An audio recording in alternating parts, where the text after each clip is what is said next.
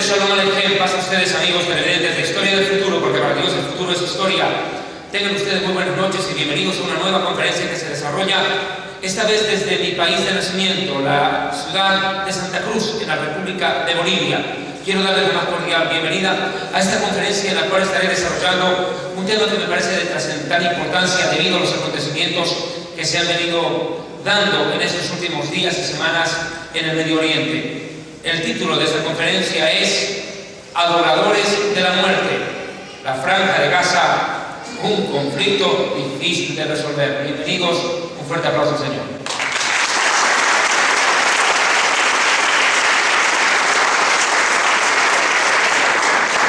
Sin duda alguna, hablar acerca del conflicto en el Oriente Medio no resulta nada fácil, tomando en cuenta que es un acontecimiento o una serie de hechos que a veces cuestan entendérselos en la medida cabal de las cosas.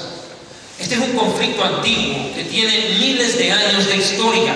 No es un problema nuevo, es algo contra lo cual la humanidad ha tratado de bregar y resolver a lo largo de muchos siglos sin encontrar la solución debida al tema. Hoy en día, dos pueblos enfrentados, el pueblo palestino y el pueblo de Israel. Y sin embargo son todas las naciones del mundo y los medios de comunicación del planeta alborotados, mandando cantidades de informaciones que lo único que han hecho es desinformar. Y lo digo desde ya al comenzar esta conferencia, han colocado a los victimarios como víctimas y a las víctimas como asesinos. Por eso es necesario entender a la luz de la Biblia qué es lo que realmente está ocurriendo en el Medio Oriente, en esta región conocida como la Franja de Gaza, de lo cual tanto escuchamos mencionar en los medios de comunicación. Déjeme decirle que la Franja de Gaza es el lugar donde Sansón murió. Está enterrado allí. Sansón pereció en la Franja de Gaza, cuando en el último acto de su vida se apoyó en las columnas del templo del dios falso Dagón, y empujando con toda su fuerza por el poder del Espíritu Santo, Sansón destruyó aquel templo. Y dice que Sansón, dice la Escritura, mató más gente que en toda su vida al momento de morir, y perecieron muchísima cantidad de filisteos, quienes eran los que ocupaban aquella región. Precisamente hay una cercanía terminológica entre la palabra filisteo y palestino. Lo he dicho en innumerables conferencias, en muchísimas que tengo en internet, filmadas principalmente en Centroamérica. El pueblo palestino no es el pueblo filisteo bíblico. La historia cuenta que el rey David venció a Goliat, la historia bíblica, y en la historia secular corrobora que el rey Salmanasar II, o Senaquerib, como se lo conoce en la Biblia, destruyó prácticamente todo vestigio del pueblo filisteo en la antigüedad. 300 años antes de Cristo no habían filisteos. Por eso la palabra filisteo no aparece en el Nuevo Testamento, no aparece en la palabra filisteos, tampoco aparece en los libros de los profetas menores, pero sí en los libros de los profetas mayores. Jeremías, Isaías y Ezequiel son considerados profetas mayores. Los profetas menores son Amós, Habacuc, Nahum, Sofonías, etc. Los profetas mayores existieron antes de la deportación a Babilonia y a Asiria, antes. Y esos profetas sí hablaron del pueblo filisteo. Pero los profetas menores, los que surgen después del regreso de los judíos de Babilonia para la reconstrucción del segundo templo, nunca mencionaron a los filisteos. ¿Por qué? Porque simplemente ya habían desaparecido. En los días del Nuevo Testamento se habla de griegos, de romanos, de samaritanos, pero nunca se habla de filisteos. Los filisteos ya habían perecido. Jesús nunca vio un filisteo en vivo y en directo en sus días de ministerio terrenal, mucho menos los apóstoles de la Biblia. Por ende, pretender relacionar al pueblo filisteo con el pueblo palestino es un terrible error histórico. Es como yo dije en una conferencia filmada en la ciudad de San Miguel, República de El Salvador, hace unos años atrás. Es como decir que los uruguayos son charrúas, nada más falso. Se les dice charrúas a los uruguayos, recordando a un pueblo antiguo que habitó lo que es el Uruguay, pero que desapareció sin dejar vestigio en la época de la colonia española. Hoy en día no existen charrúas. Uruguay es el único pueblo sin aborígenes, sin pueblo indígena en toda América Latina. Los habitantes charrúas fueron exterminados. Cuenta la historia. pero sin embargo se evoca la memoria de ese pueblo al decirles charrúas a los uruguayos y pretender decirles filisteos a los palestinos de hoy es un terrible error histórico.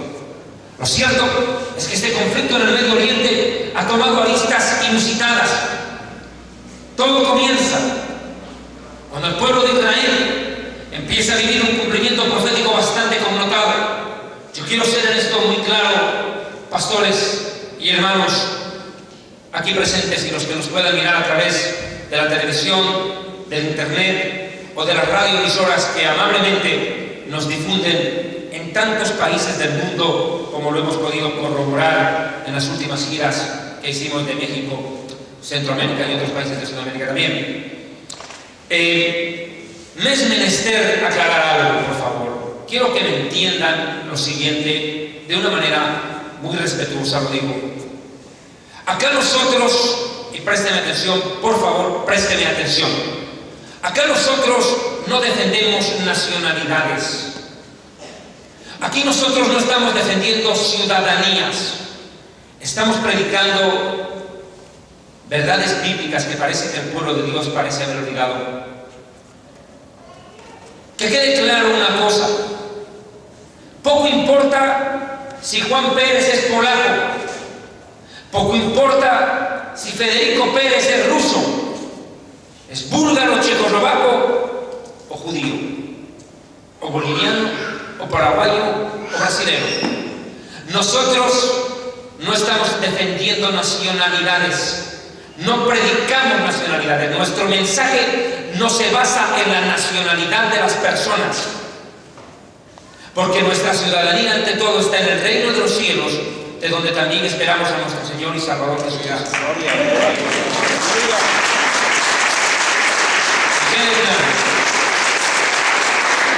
Pero tampoco podemos ni debemos dejar de lado las promesas que Dios tiene para un pueblo determinado, llamado Israel. Que quede claro. La Biblia dice que la iglesia estará en la tierra hasta el día del arrebatamiento.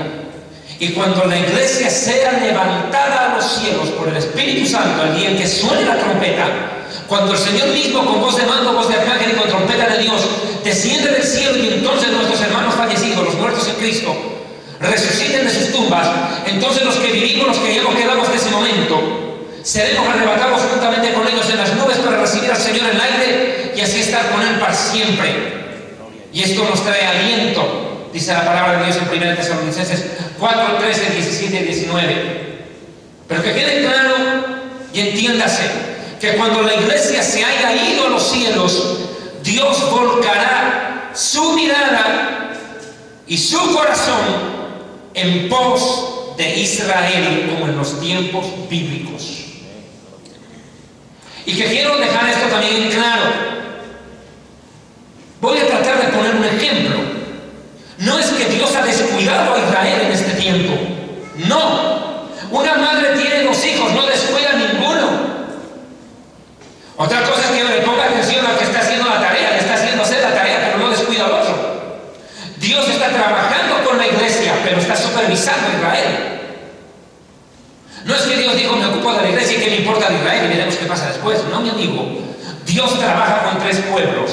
Trabaja con la iglesia, trabaja con Israel y con los pueblos gentiles. Dios es soberano. Dios rige el curso de la historia.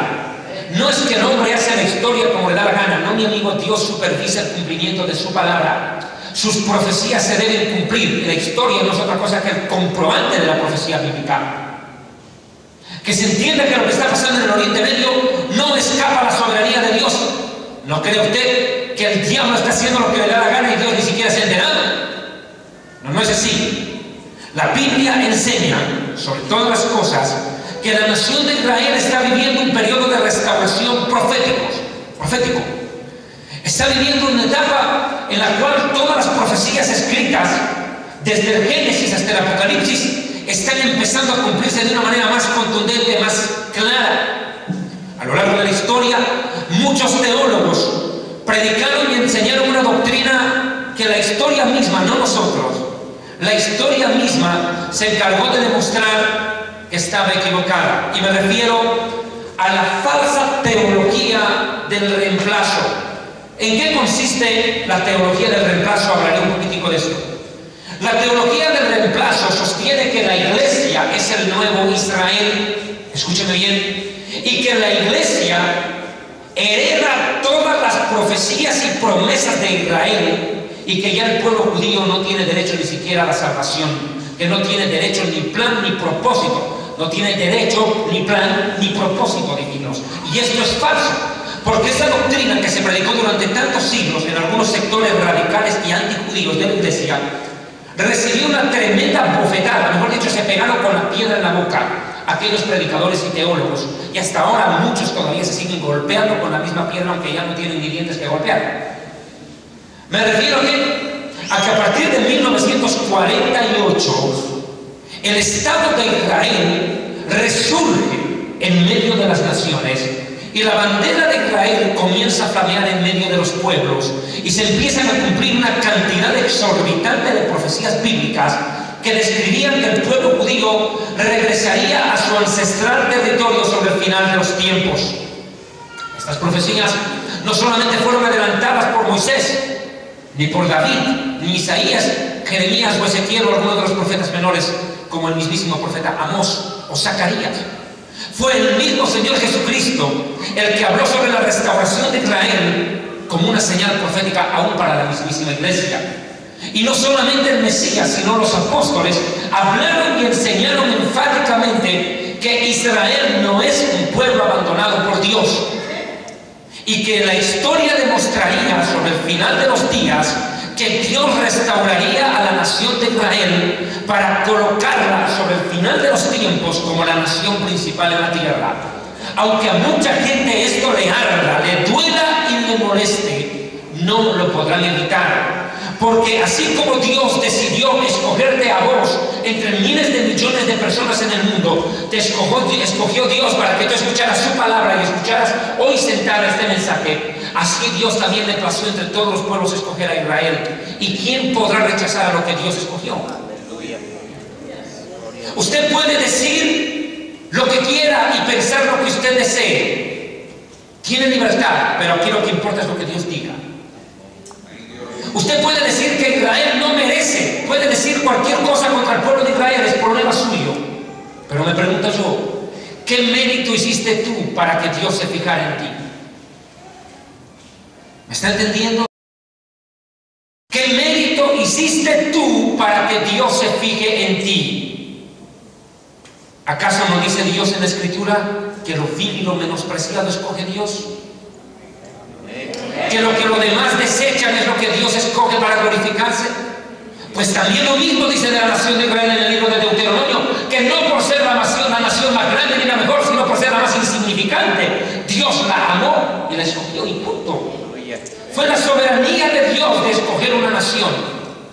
Fue la soberanía de Dios también la que te escogió a ti para escuchar su palabra esta noche. No fue tu mérito, no fue tu linda carita. No fue porque dabas de comida a los pobres o porque dabas de comer a tu perro en la mañana que Dios te escogió, no. Fue la misericordia y la bondad de Dios que te atrajo en pos de Él, para mostrarte a Jesucristo como el camino al Padre de hacer las cosas.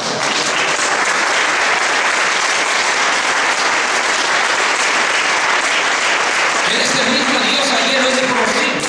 Ahora bien, tengo que ser enfático, yo no puedo entrar en toda la historia de la nación de Israel, porque precisamente no es lo que yo quiero hacer, una conferencia sobre la historia de Israel, que ya la hice.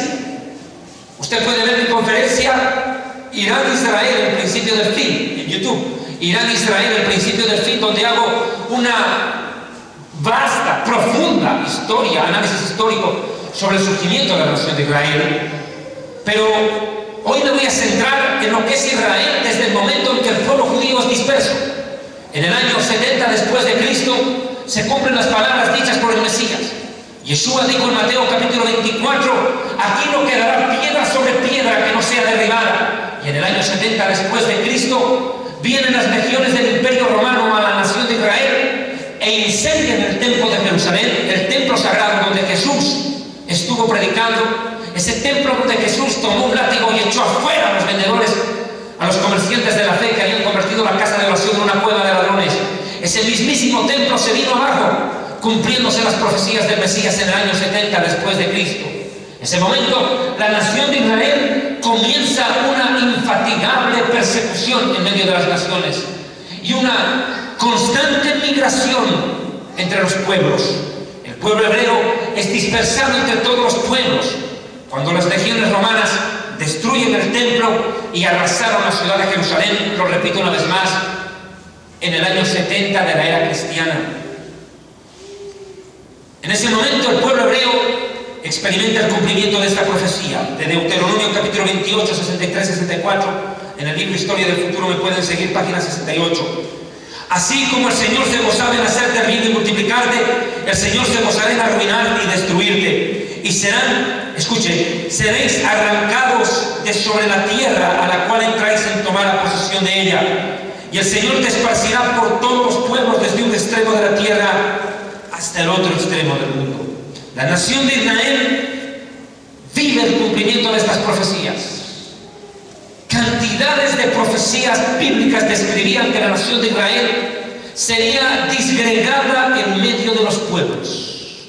Y es por eso que existen judíos bolivianos, judíos noruegos, judíos africanos, judíos norteamericanos, judíos mexicanos, judíos guatemaltecos, judíos en todas las naciones del mundo.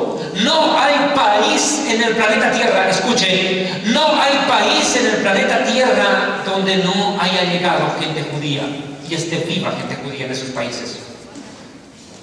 Todos los pueblos, aunque usted se sorprenda, mi hermano, mi amigo, aún en medio de las naciones islámicas existen comunidades judías, pequeñas, perseguidas, incipientes, pero están ahí, haciendo presencia todavía en este tiempo, cumpliendo así sin las palabras del profeta Moisés, que anunció que Dios dispersaría a la nación entre todas las naciones. Pero quiero que se entienda bien, esto no sería eterno, no sería definitivo, entiéndase bien. Esta dispersión del pueblo de Israel tendría su final en este tiempo. Y es así que en 1948 el mundo ve cómo irrumpe milagrosamente una nación en medio de las naciones. Usted se puede sorprender cómo de pronto de la nada surge un pueblo en el mismo lugar donde estuvo siglos antes. Lo he dicho, el nacimiento de Israel es un milagro. El pueblo judío comenzó con un milagro. ¿Cómo no va a ser milagro que un hombre anciano llamado Abraham, a sus 99 años de edad, casado con una mujer estéril, engendren y traigan al mundo a un hijo llamado Isaac? Dígame si no es un milagro. La historia de Israel comenzó con un milagro. La vida y la historia del pueblo judío es un constante milagro de sobrevivencia. A lo largo de los siglos todos los pueblos buscaron aplastar a los judíos y nunca pudieron. Fracasaron en su denodado intento. E Israel siguió perviviendo por todos los siglos y sobrevivió.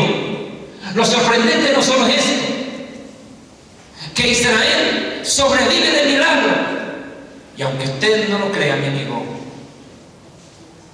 sobrevivirá para siempre.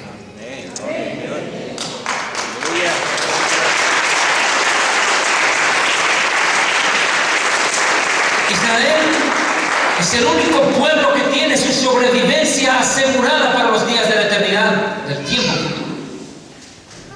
Usted no sabe lo que va a pasar con Bolivia, lo que va a pasar con Ecuador después del arrebatamiento de la iglesia. Usted no sabe qué va a pasar. Pero sí se sabe lo que pasará con Israel. Dice que entrará al reino de Dios en los días del milenio. Está escrito. La ventaja del pueblo judío es que conoce de antemano su historia porque Dios ya la dejó escrita. No es un pueblo sin rumbo que no sabe lo que le va a pasar. Todo judío sabe lo que pasará en el futuro porque ya Dios nos lo dijo a través de los profetas, en su palabra. Lo dijo no solo a Israel, lo dijo al mundo. Pero no obstante, así como existe un Dios deseoso de hacer preservar a la nación de Israel, existe un diablo desesperado de aniquilar a Israel. ¿Me escuchan? ¿Me entienden? El problema de la sobrevivencia de Israel no está en el corazón del hombre que odia a Israel, está en el propósito de Satanás que quiere hacer desaparecer a Israel de la tierra. ¿Y sabe por qué? Lo dije antes y lo ratifico en esta conferencia. Si el diablo lograra hacer desaparecer a todos los judíos del mundo, hacer desaparecer a Israel del mapa, quiere decir que el diablo le ganó la guerra a Dios. Porque Dios le prometió a Moisés, le prometió previamente a Abraham, a Isaac y Jacob, que él protegería a los judíos por todos los siglos. Y si el diablo hace desaparecer a Israel, ¿quién ganó? ¿Quién mintió? ¿Gana el diablo? Mentiroso Dios. No puede ser. El diablo tiene otra guerra, no solamente contra Israel. El diablo buscó a lo largo de la historia hacer desaparecer la Biblia. Todos los libros, hasta los de pornografía, Playboy, todos circulan libremente. A ver, haga circular una Biblia en un país musulmán, a ver cómo le va. ¿Me está escuchando? El diablo sabe que si la Biblia desapareciera en este momento, si desaparecen todas las Biblias del mundo y no se volviera a editar la palabra de Dios impresa, quiere decir que el diablo lo derrotó a Dios. Porque curiosamente su palabra dice: cielo y tierra pasarán, pero mis palabras no pasarán. ¿Y qué pasaría si el diablo lograra que pasara la Biblia? Le ganó la guerra, Dios me dijo. ¿Qué pasaría si el diablo hace desaparecer a todos los cristianos de la tierra? No estoy hablando de cualquiera que se diga cristiano, no estoy hablando de la religión, estoy hablando de los verdaderos hijos de Dios nacidos de nuevo. Que el diablo acabe con la iglesia lavada por la sangre del Cordero. El diablo acabe hasta con el último hijo de Dios. No estoy diciendo que Jesús se lleve a la iglesia, sino que el diablo la acabe aquí en la tierra. Entonces, ¿dónde queda la promesa de Jesús que las puertas del Hades no prevalecerán contra su iglesia? Quedaría en una mentira. Jesús quedaría como un mentiroso, incapaz de proteger a la propia iglesia que él dejó. Y eso no puede ser. Vean ustedes el propósito de Satanás. El diablo siempre quiso hacer desaparecer a los judíos, hacer desaparecer la Biblia, que es la luz del universo, porque sin Biblia este mundo queda oscuro. Hacer desaparecer a la iglesia, como también quiso eliminar a Jesús en el momento de su nacimiento, haciendo abortar el plan de Dios. Imagínense si Herodes mataba a Jesús y Jesús moría asesinado por Herodes y no en la cruz. No había salvación. ¿Me entiende? Él es un homicida. Escúcheme bien. Jesús lo dijo: el diablo es homicida. Él viene a robar, destruir y matar. Y el diablo quiso acabar con todo lo que Dios trató de preservar. A lo largo de la historia, Israel ha tenido que soportar terribles momentos de dolor, persecuciones en medio de los pueblos, los guetos, los pueblos, el holocausto, tantas cosas. Pero no obstante, Dios se encargó de preservar al pueblo judío, y en 1948 se empieza a ver el cumplimiento de profecías bíblicas muy antiguas. Me permitiré leer Ezequiel 11:17. Más de 400 profecías en la Biblia, más de 400 profecías en la Biblia anuncian que la nación de Israel sería recogida del medio de los pueblos.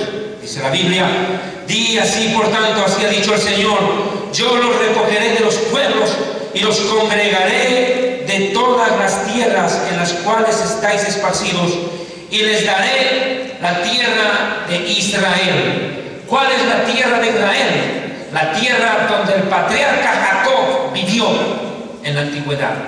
Escuche bien esto, tu oído y tu corazón. Dios prometió a la nación de Israel regresar a vivir al mismo lugar geográfico donde habitaron los patriarcas Abraham, Isaac e Israel, también llamado Jacob. ¿Me está entendiendo?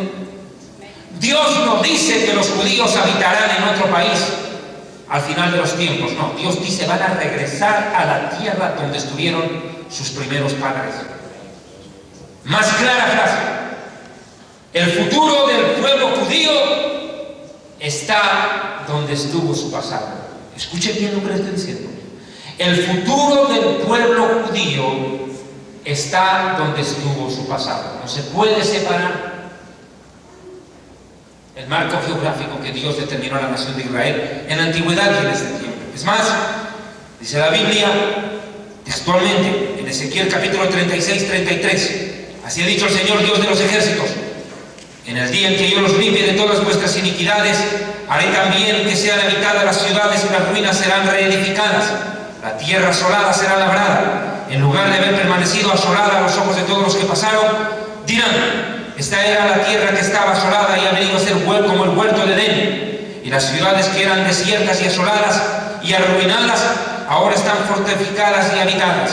Y las naciones, miren ustedes este versículo, y las naciones, ¿cuáles son las naciones? Estas, las árabes, las islámicas, las naciones que queden en vuestros alrededores sabrán que yo reedifiqué lo que estaba derribado y planté lo que estaba desolado. Y el Señor ha hablado y lo haré.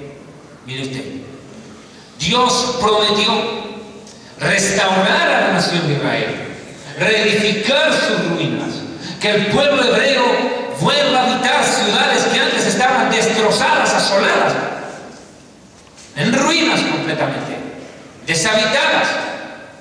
Esas ciudades se han vuelto a levantar desde 1948 en adelante. El mismo Mesías, el Hijo de Dios, prometió que la nación de Israel despertaría proféticamente y territorialmente en estos tiempos. Sin duda alguna, Jesús fue muy claro cuando habló acerca de la parábola de la higuera. Cuando uno mira Mateo capítulo 24, versículo 32, la Biblia dice algo tremendo. Mateo 24, verso 32. De la higuera aprended la parábola. Cuando ya su rama está tierna y brotan sus hojas, sabéis que el verano está cerca. La higuera es el emblema nacional del pueblo de Israel. Dice que cuando Israel rebrote, cuando su rama está tierna y broten sus hojas, sepan que el verano está cerca. El verano en la literatura rabínica es el Mesías. Lo que está diciendo es que cuando vean rebrotar a Israel, resurgir a Israel en su antiguo territorio, el mundo tiene que entender que el verano, es decir, el Mesías, está cerca. Hoy más que nunca, escúcheme bien, Yeshua HaMashiach Ben David Hine Jubá, Jesús el Mesías, viene pronto.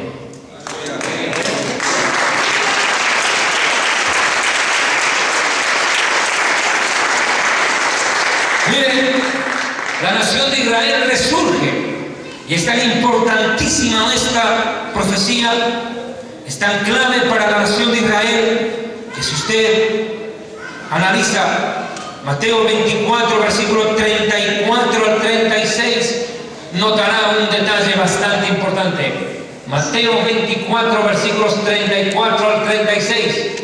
Cuando la higuera rebrote, note esta palabra: de cierto os digo que no pasará, no perecerá, no morirá esta generación hasta que todo esto acontezca. Escúcheme bien, la Biblia es contundente. El día, la hora, el mes y el año del arrebatamiento solo lo sabe Dios. No lo sabe ningún ángel, mucho menos Ricardo Claure. No les dado al hombre. Su palabra es contundente. El día y la hora nadie lo sabe, ni aún los ángeles del cielo. Y por más de que usted busque, rebusque, ultra rebusque algún versículo que posiblemente le dé a entender a usted la fecha, hora exacta en que el arrebatamiento ocurrirá y los tiempos proféticos se cumplan, no crea. La Biblia no se rige por cálculos matemáticos y astronómicos de un hombre, sino por propósitos divinos. Escúcheme, nosotros no andamos por pensamientos humanos, sino por mandamientos divinos. Entiéndase. Jesucristo dijo: solo mi Padre en su sola potestad lo sabe. Aunque Jesús también lo sabe, él dijo: vengo pronto. Él sí sabe cuándo es. ¿Por qué dice vengo pronto entonces si no sabe? Claro que sabe.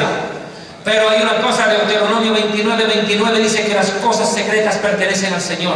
Solo las que están reveladas claramente en la Escritura son para nosotros y nuestros hijos para siempre. Pero hay cosas que son secretos de Dios. Secretos que Dios los tiene guardados en su corazón, que no se los reveló al ser humano.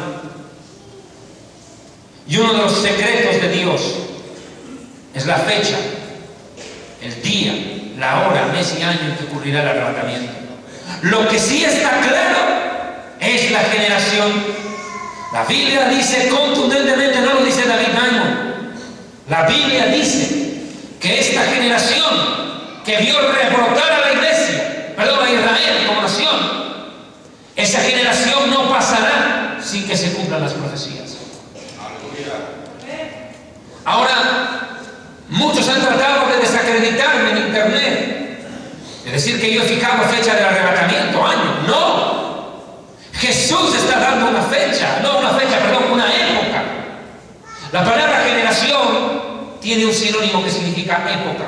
Yo les pregunto a esa gente que sale con esto en el internet a tratar de desacreditar, ¿por qué primero no se compra un diccionario y revisan lo que significa generación y cuánto tiempo dura? Jesús dice que esta generación no pasará. Una generación equivale proféticamente a 70 años, a 80. La Biblia lo dice en el Salmo 90, verso 10. Los días de nuestra edad son 70 años y los más fuertes llegan a vivir hasta 80 años. 70 años el pueblo judío estuvo cautivo en Babilonia. 70 años estuvo el pueblo judío cautivo en Babilonia. Solamente compruebe la profecía de Jeremías 25, la cual el mismo profeta Daniel verificó. 70 años de cautiverio, una generación.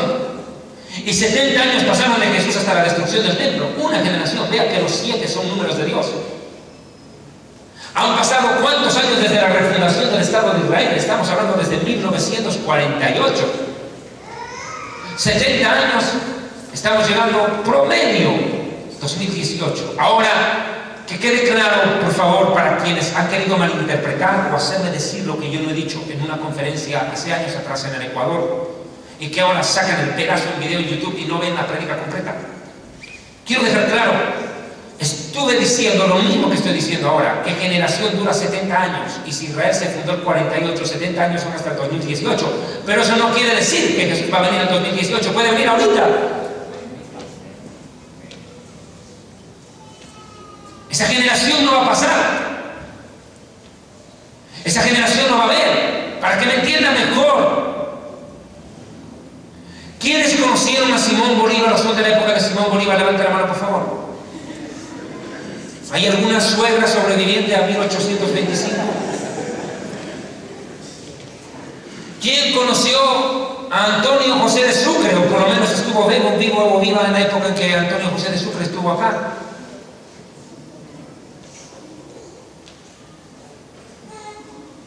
¿Verdad que nadie? ¿Dónde está esa gente? ¿Dónde está esa generación? Pasaron, mi amigo, no quedó uno de ellos. ¿Ahora me está entendiendo? Pero si yo le pregunto a usted, levanten la mano quienes nacieron en 1947, 48, ¿hay alguien aquí? Vean que esa generación todavía está viva. Hay personas de esa generación que nacieron en la época en que Israel nacía como pueblo. Ustedes llegaron al mundo cuando Israel surgía como pueblo. Y dice que esta generación, estas personas, esta época, la generación, los contemporáneos a los hermanos que levantaron la mano, no pasarán, esa generación no va a pasar hasta que todo se haya cumplido. ¿Qué es ese todo? ¿Se entiende? Las profecías previas al arrebatamiento y el inicio de la tribulación. Estamos diciendo, en pocas palabras, que el arrebatamiento de la iglesia tendrá que ser en este tiempo. Yo le respondo con otra pregunta. ¿Usted cree que Jesús se tardará 200 años más en venir por la iglesia? Es que, hermano, la misma lógica lo dice. Absolutamente no. Todas las señales proféticas como nunca antes las estamos viendo cumplirse delante de nuestros ojos.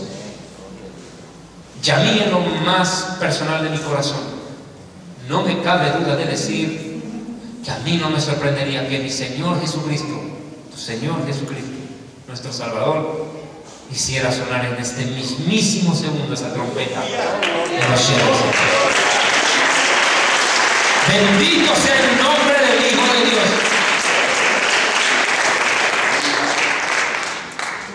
Miren, la nación de Israel resurge.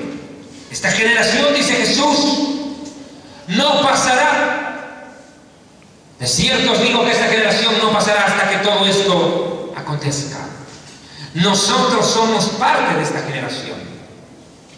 Somos parte de ello. Somos parte. Tenemos el privilegio de estar vivos en este tiempo. A lo largo de todos estos años, 67 prácticamente en total, 1948 hasta ahorita,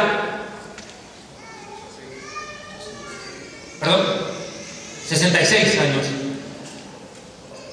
Israel ha tenido que luchar por seguir viviendo.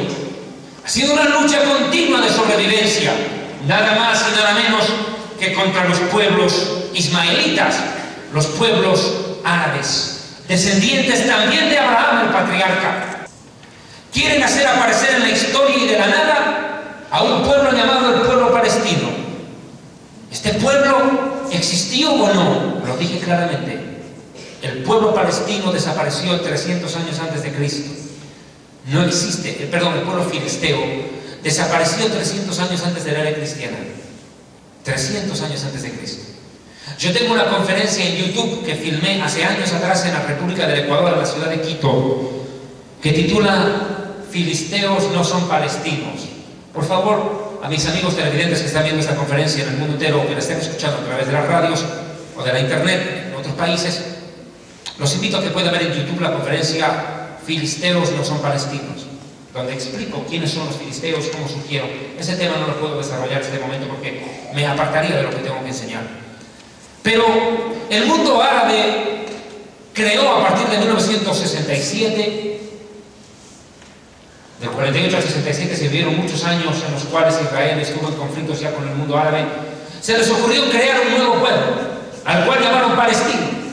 La palabra palestino viene de la palabra Palestina, pero quiero hacer una aclaración. La palabra Palestina no aparece en la Biblia. Escuchen bien. La palabra Palestina no aparece en las Escrituras. Las Escrituras llaman tierra de Israel. En el libro de Mateo y en Lucas, cuando habla del nacimiento de Jesús, dicen que el ángel le apareció en la tierra de Israel. Y le dijo, después de que Jesús estuvo en Egipto, el ángel apareció en sueños a José y le dijo, vuelve a la tierra de Israel. Nunca lo llamó Palestina. Se llama Eretz Israel, tierra de Israel. El pueblo judío regresó a la tierra de Israel. Por ende, hablar de la palabra Palestina no es correcto. Es más, no tiene asidero histórico ni antropológico. Enseguida se va a dar cuenta. Quiero que me escuche esto, por favor. Esto es muy importante. La palabra Palestina la inventaron los romanos. Es una palabra de origen latín. No es en hebreo ni en árabe. Escuche bien lo que le estoy diciendo. La palabra Palestina no surge ni del hebreo ni del árabe. Viene de un idioma ajeno al Medio Oriente, de los romanos que hablaban el latín. ¿Y de dónde viene esta palabra Palestina? De la palabra palatino. ¿Y qué era Palatino? Uno de los 7 montes de la ciudad de Roma. El monte Palatino. La ciudad de Roma tiene 7 montes, se llama Septimontum, la ciudad de los 7 montes. En el Apocalipsis habla de la gran ramera, la cual está sentada sobre 7 montes y uno de ellos es el monte Palatino. Lo cierto es de que el mundo árabe se ha empeñado en vender la idea, en hacer creer al mundo que los palestinos son un pueblo antiguo, diferente al pueblo árabe, hermanos de los árabes. No, no son hermanos, son los mismos. Y ahora dicen, no, ahora nosotros los palestinos queremos un país. Bueno, quiero por favor, con todo el respeto del mundo, leer una interesante reflexión publicada en un periódico de Tokio, Japón, hace algunos años atrás, en un periódico local. Escuchen lo que escribió este ciudadano japonés, que tal vez viendo la televisión escuchó hablar acerca de palestinos e israelíes. Palestinos e israelíes. Bueno, ¿quién es quién? A los israelíes se los conoce por la Biblia. Ya, listo. El personaje más grande de la historia israelí es Jesús. Y el más grande después de él, Moisés. ¿Quién no escuchó de Jesús y de Moisés? En cualquier rincón del mundo. Todo el mundo sabe quién es Moisés. ¿Alguna idea hay? Hasta en colegio los budistas estudian quién fue Moisés. ¿Y quién fue Jesús? El fundador del cristianismo. Por lo menos por historia general se sabe. Y se sabe que los dos eran judíos. Pero este hombre dijo, bueno, ¿quiénes son los palestinos? A ver, vamos a investigar un poquitico más. Y miren lo que este hombre descubrió. Ojo, este hombre no fue judío, era un japonés. Dice, si ustedes están tan seguros que Palestina, este país fue fundado hace muchos siglos o generaciones, y está registrado a través de la historia escrita, Espero que por favor estén capacitados para responderme a las siguientes preguntas. Escuchen las preguntas que formula este japonés. Dice: ¿cuándo fue fundada Palestina y por quién? Nadie responde. ¿Cuáles eran sus fronteras hace muchos siglos? Nadie es capaz de responder. ¿Cuál era su capital? ¿Cuáles eran sus grandes ciudades? ¿Cuál era la base de su economía? ¿Cuál era la forma de su gobierno? Ustedes por lo menos me pueden citar a algún líder palestino conocido en la historia antes que Yasser Arafat. Ninguno. Salvo que me diga Goliat. Y Goliat no era palestino, era filisteo. Sigo. ¿Palestina fue reconocida en la historia antigua, acaso por algún país cuya existencia de aquel tiempo se pueda comprobar? ¿Será que algún pueblo de la historia antigua, por decir de Jordania, Siria, Líbano, alguna vez reconocieron hace 2000 años que había una Palestina? Nada. Nada, señor.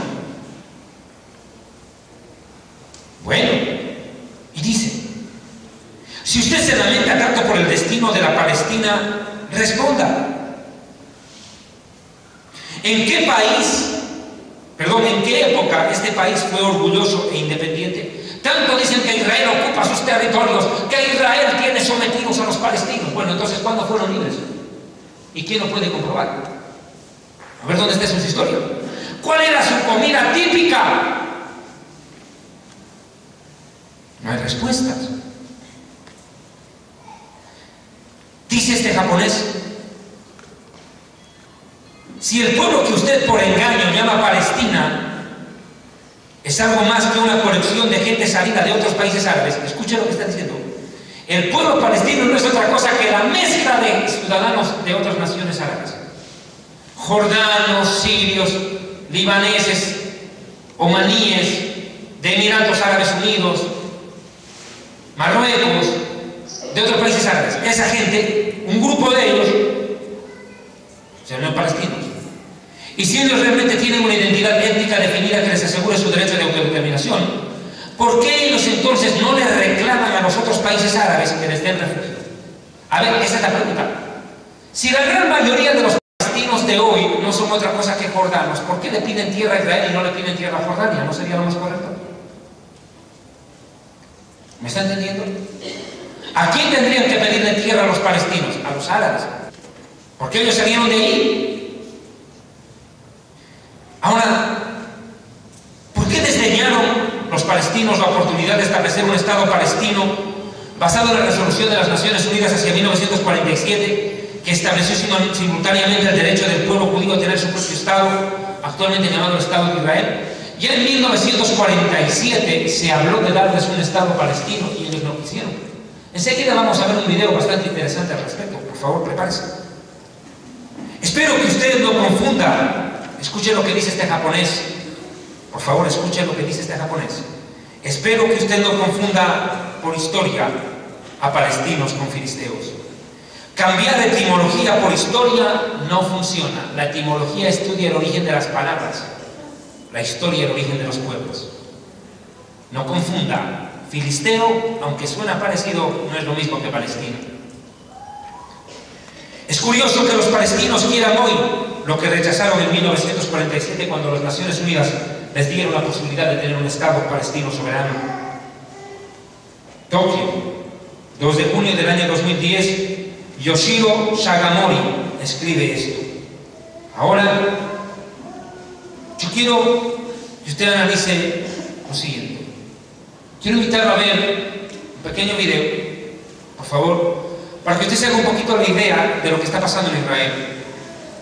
Voy a entrar ya a lo que está pasando con el conflicto en Gaza, hacia dónde apunta todo esto. Hola amigos, hoy tocaré un tema que día a día es escuchado frecuentemente en todo el mundo. Muchos tienen posiciones radicales al respecto, si a favor o en contra, pero muy pocos entienden cuál es realmente el conflicto palestino-israelí. Aunque parece ilógico, este es el conflicto más fácil de explicar, aunque también podría ser el más difícil de resolver. En base a la recopilación, opinión y conclusión de algunos estudiosos, daré el siguiente resumen. En la actualidad y desde siempre, Israel lucha por su existencia y reconoce el derecho de los palestinos a tener un Estado. Sin embargo, muchos árabes en el mundo, extremistas musulmanes, no están de acuerdo en reconocer este derecho, el derecho de que exista un Estado hebreo, de que exista Israel. En 1948, cuando Gran Bretaña decidió abandonar la zona y la ONU aprobó la partición de dos territorios, uno para judíos y otro para los árabes, los judíos lo aceptaron, pero los árabes no estuvieron de acuerdo. Y desde este momento, varias guerras se libraron con el objetivo de destruir el Estado hebreo. Pero para sorpresa de todos, el aquel entonces pequeño Estado judío sobrevivió. Luego en 1967 Israel tomó la ribera occidental conocida como Cisjordania en un acto de autodefensa, luego que Jordania y Siria se unieran en una guerra iniciada por Egipto, con el fin de destruir Israel. Luego de la guerra los árabes fueron a Sudán y anunciaron ante el mundo: no reconocimiento, no paz y no negociaciones. Sin embargo, Israel, en busca de la paz, decidió entregar la península completa del Sinaí a Egipto, una tierra con petróleo, más grande que Israel. Y todo esto porque los egipcios afirmaron que sencillamente harían la paz con el Estado hebreo. Israel siempre ha dado territorio a cambio de paz. Pero la pregunta importante es: ¿realmente existe un deseo de paz por parte de los palestinos hacia Israel?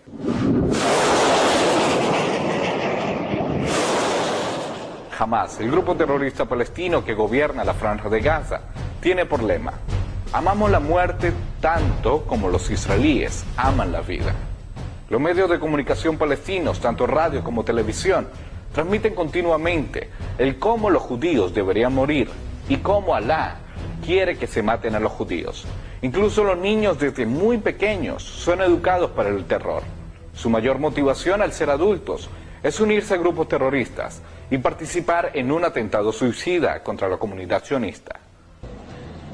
إنك لأحب على قلبي من روحي ولكنك تهون على قلبي.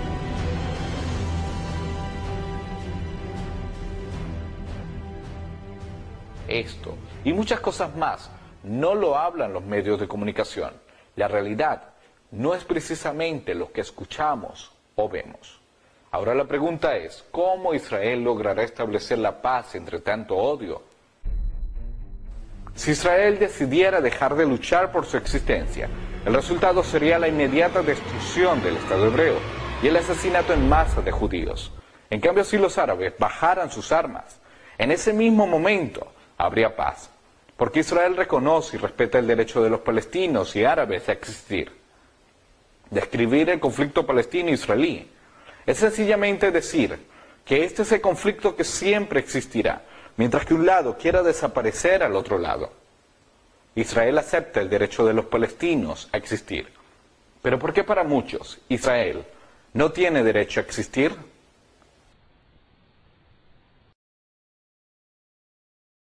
Y lo digo aquí con todo respeto. Como boliviano que soy, ñoja boliviananta Cali. Tengo derecho a hablar como boliviano. Distinguido señor presidente del Estado Plurinacional de Bolivia, señor Juan Evo Morales Ayma, como boliviano, nacido en la ciudad de La Paz, con todo el respeto que su dignidad como presidente de la República nos asiste, quiero decirle con profundo respeto estas palabras. Señor presidente Morales, en horas pasadas usted se refirió al Estado de Israel calificándolo como un Estado asesino y terrorista. Cambió la ley de migración y está ordenando que todo ciudadano israelí, que por cierto son un promedio de 8.000 ciudadanos israelíes por año, que vienen a hacer turismo a nuestra humilde y pobre nación que tanto necesita que turistas vengan a visitarla y dejar aún dinero para que nuestros pueblos aymaras, quechuas, indígenas que reciben a estos turistas puedan desarrollarse con el ingreso que deja el turismo, que por cierto en otros países es una gran industria. El turismo es una prioridad estatal. y fomentar el turismo es el deseo de los pueblos. Señor presidente Morales, usted no solo calificó a Israel como Estado terrorista, sino que ahora ha ordenado que los ciudadanos israelíes que quieran entrar a Bolivia soliciten visa. ¿Sabía usted que miles de ciudadanos bolivianos estudiaron gratuitamente en Israel y que muchos de ellos son ingenieros agrónomos de la mejor calidad y que hicieron desarrollar el agro del cual usted tanto habla y pondera? ¿Sabía usted que la mayoría de las tierras orientales de Bolivia desarrollaron con tecnología israelí, con agrónomos bolivianos que salieron aún de las etnias y de los pueblos y fueron a estudiar becados por el gobierno de Israel, al cual usted ahora tanto acusa de asesino? Señor presidente Evo Morales Ayma, ignorar el pasado lo condena a repetirlo.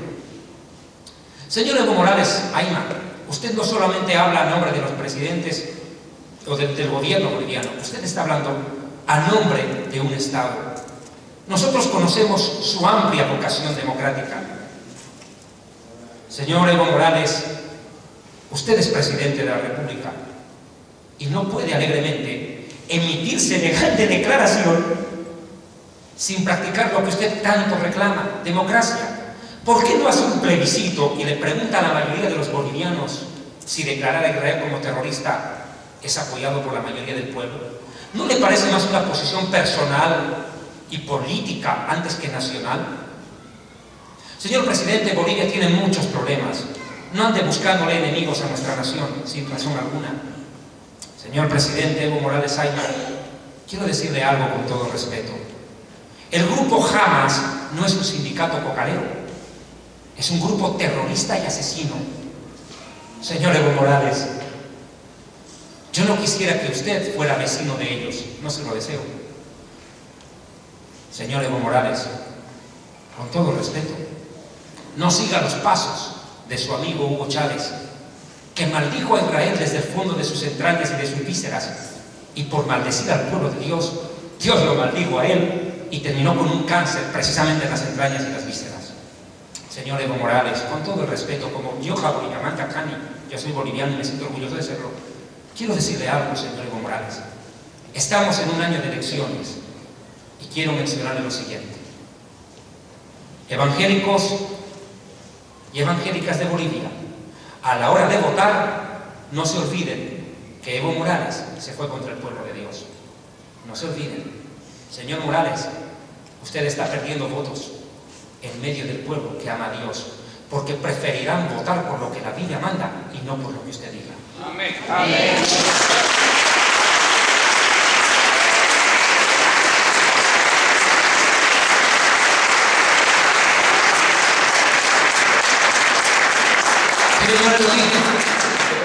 Ante más de 10.000 personas y está registrado en Trujillo, Perú, lo dije, cuando Chávez maldijo a Israel, y lo repetí en Santiago de Chile, lo dije en Colombia, y lo dije en la mismísima Venezuela, que Chávez pagaría un precio muy alto por haberse ido contra el pueblo de Dios. Escrito está en su palabra: maldeciré a los que te maldigan, bendeciré a los que te bendigan. Yo le pido,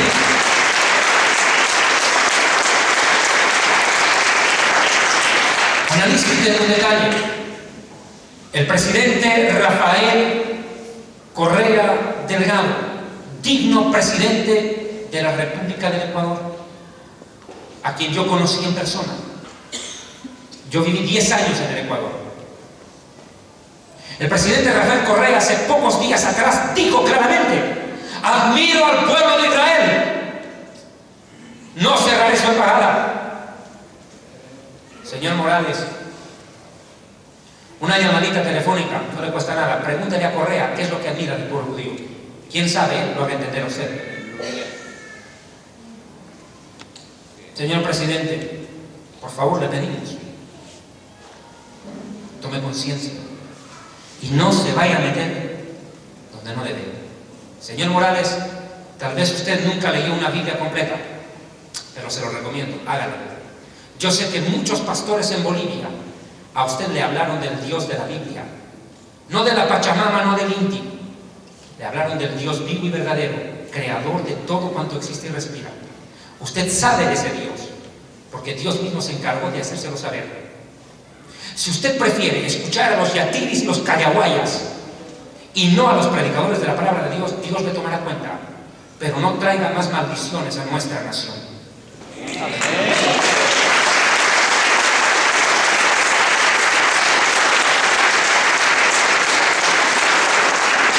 Ya no más, por favor. Ya no más, por favor. Estamos sufriendo como pueblo la desdicha de un pueblo que nos quiere presentar a la Pachamama como si fuera nuestro Dios. Mi amigo, la Pachamama es mi mamá, mi pacha. Hay un Dios que creó los cielos y la tierra. El sol, la luna y las estrellas. Sé que por decir estas palabras me puedo ganar la enemistad de muchos ciudadanos, compatriotas bolivianos. Pero estoy en mi país, Señor. Y la Constitución Política del Estado dice que todo ciudadano tiene el derecho de emitir libremente sus opiniones. Así como hay un primer mandatario llamado Juan Evo Morales Ayma, todo ciudadano boliviano tiene el derecho de decir su opinión. Pues si para Evo Morales Ayma Israel es un estado terrorista, yo quiero decirle algo a Bolivia entera: Israel no es un estado terrorista, es un estado bendecido por Dios.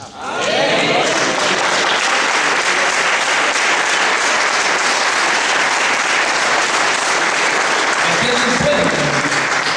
hay un pueblo que ama al Dios de la Biblia y al Dios de Israel. Yo no tengo nada en contra. Es más, si no fuera ese y algún otro detalle, hasta yo votaría por él. Tiene grandes virtudes.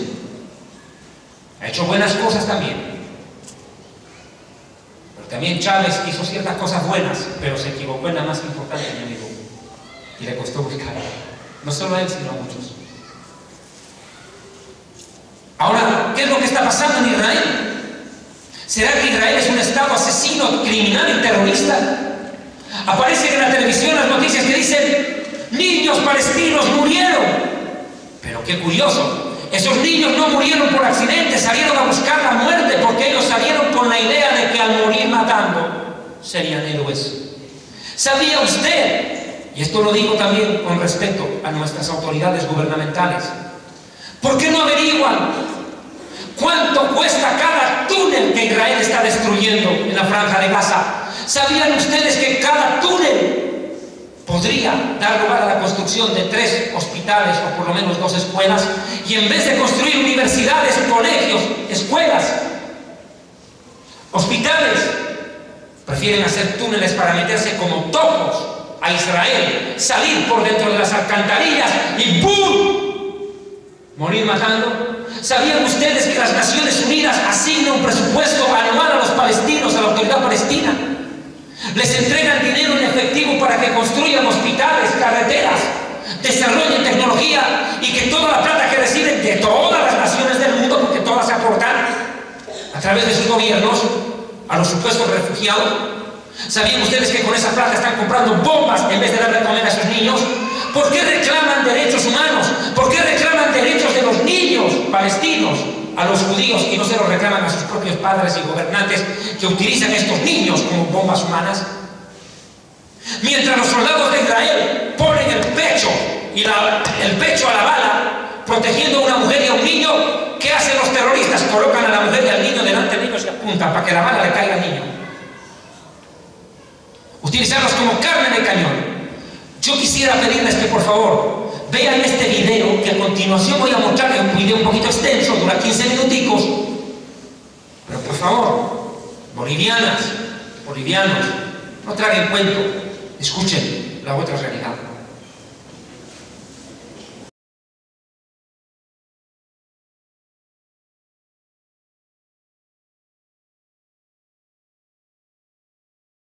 شو بدك يكون شعوري، وأنا أضمن لابني الجنة وأقدم حاجة تكون في سبيل الله يما.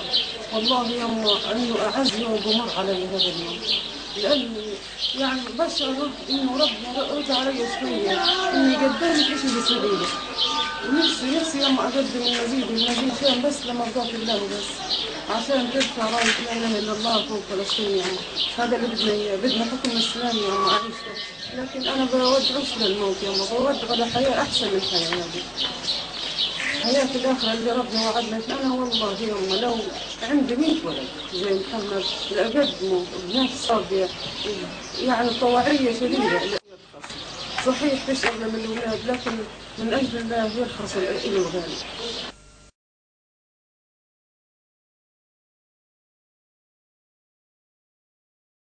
أنا بدفع ابني للجهاد في سبيل الله، واجب علينا مكلفين شرعيا إيوه. يعني أنا لو بدي مثلا أعطف عليه أو إشي وأخليه يتراجع عن حاجة زي هذه ما بيكونش صح. أنا يعني بكون سويت غلط، يعني أنا بديش أمشي على عاطفتي، عاطفة الأمومة، يعني بأضحي فيها شوية لأجل أشياء أكبر من ذلك. حتى إنه يعني كمان الحاجة هذه مرتبطة بعاطفة الأمومة. ليش؟ أنا بحب ابني فبدي أختار له الأحسن والأفضل. الأحسن مش هو الحياة هذه الدنيا، لا، عندنا حياة آخرة هي السعادة الأبدية. فإذا أنا بحب ابني بختار له السعادة الأبدية. يعني قد ما يبروني أولادي الأحياء مش راح يبروني قد ما بيبرني الشهيد، لأنه إن شاء الله بيكون شفيع لنا يوم القيامة.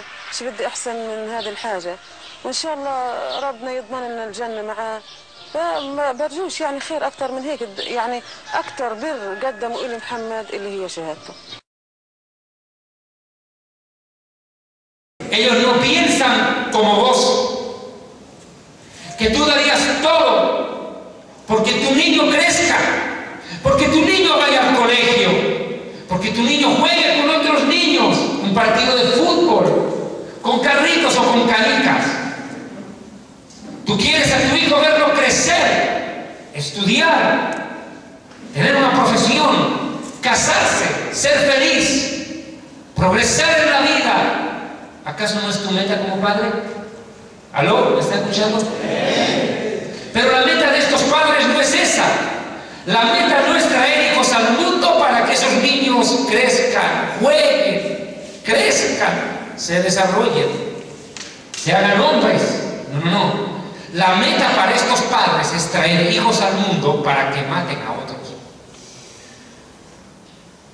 Es muy diferente esa cultura de la cultura que tú y yo profesamos.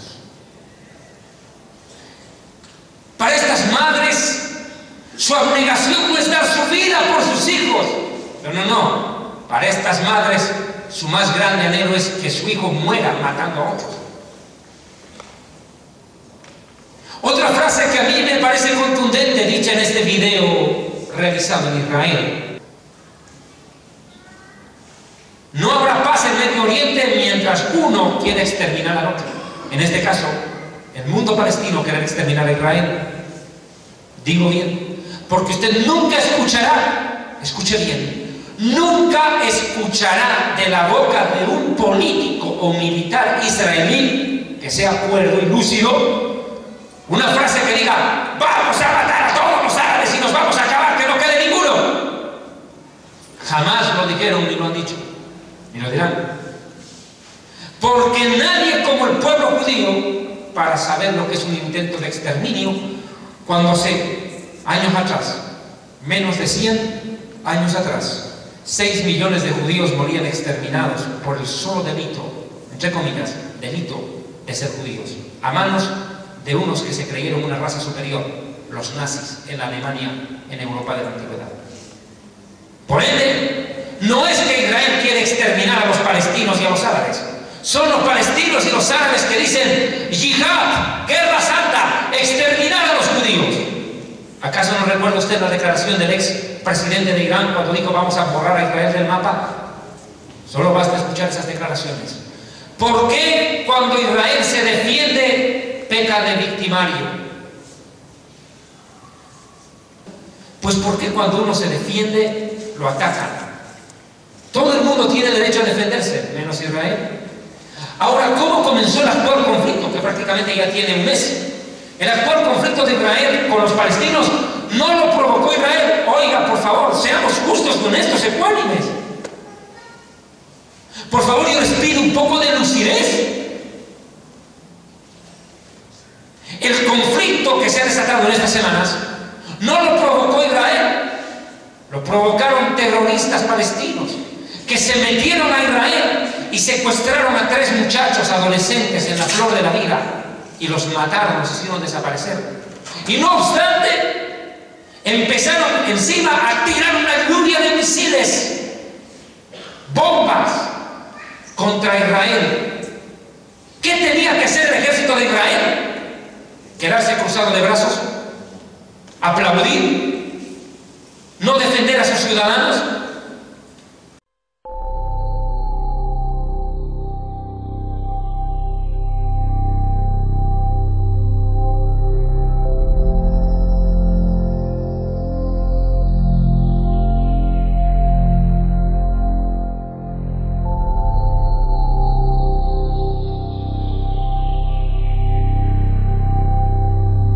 El 12 de junio pasado, el grupo islamista Hamas secuestró a 2 niños de 16 años y a un adolescente de 19 años en Israel.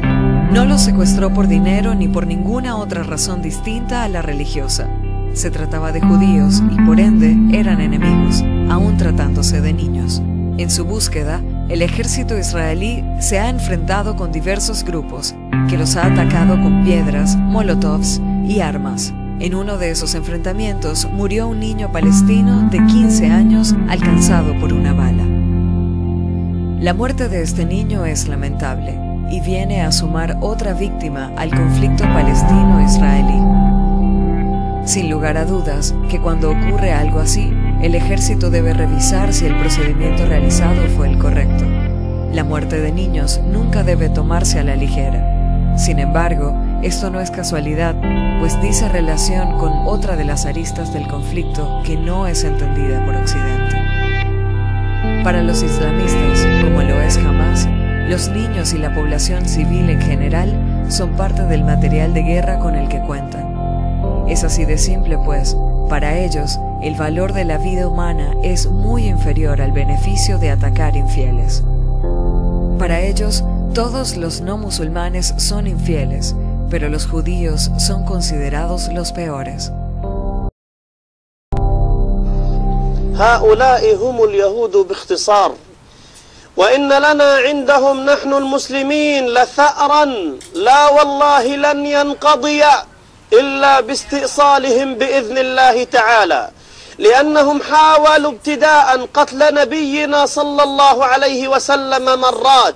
أعداء المسلمين بعد إبليس هم اليهود. من الذي قال ذلك؟ الله.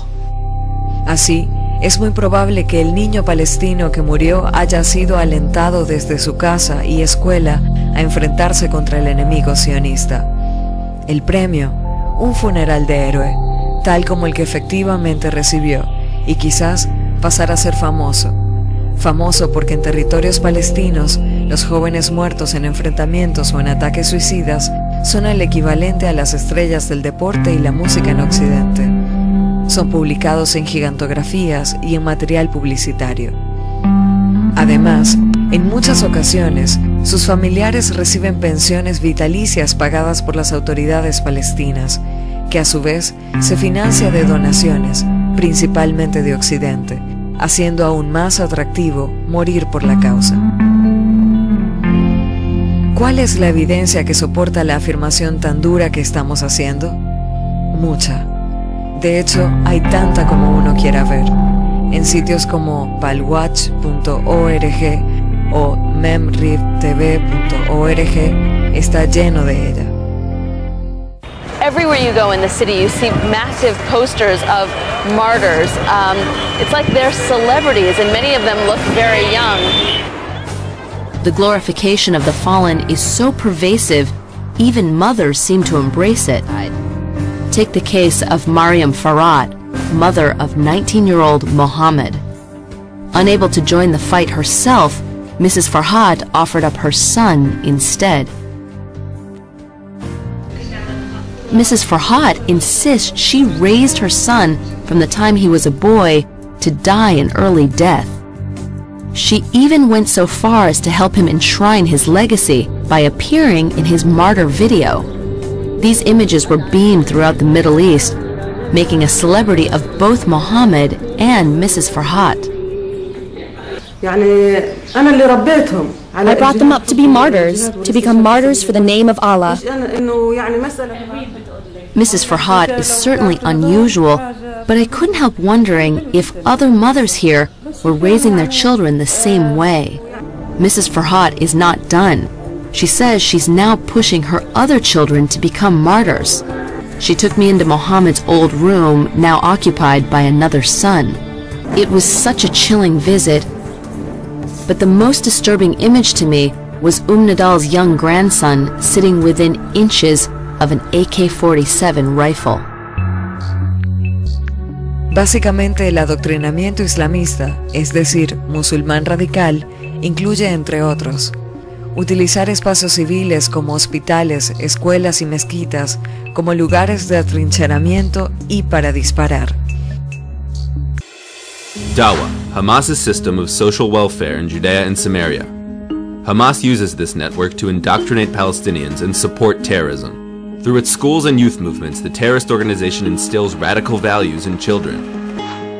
Medical, educational, religious, and cultural institutions all serve as platforms for Hamas terrorism in Judea and Samaria. Hamas exploits the Palestinian population in order to execute bombings, kidnappings, and other attacks that target the citizens of Israel.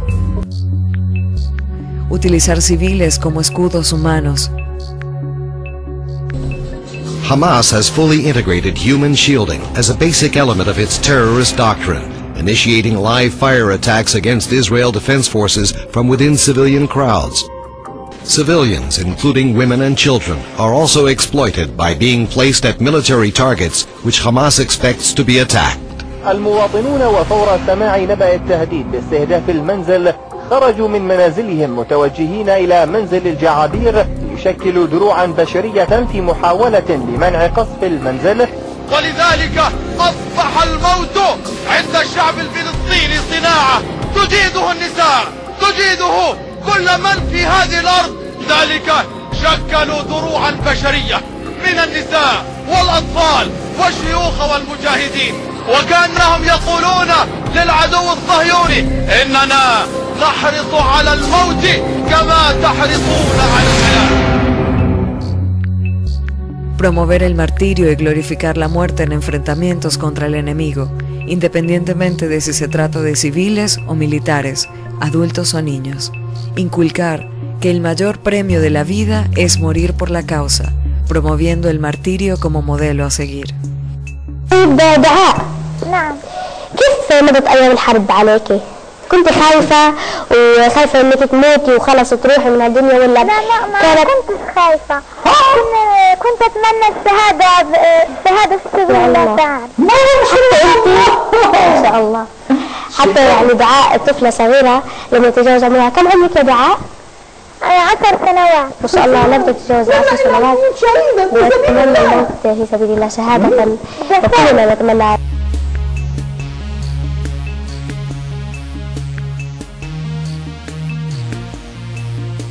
Y lo que debería ser imperdonable para todo el mundo de buena voluntad, todo este adoctrinamiento se realiza a los niños desde chicos.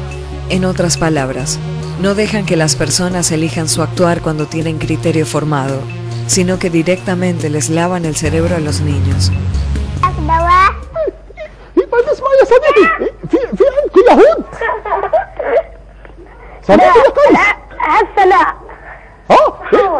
أنا سمعت هم بيجوا عليكم كل يوم.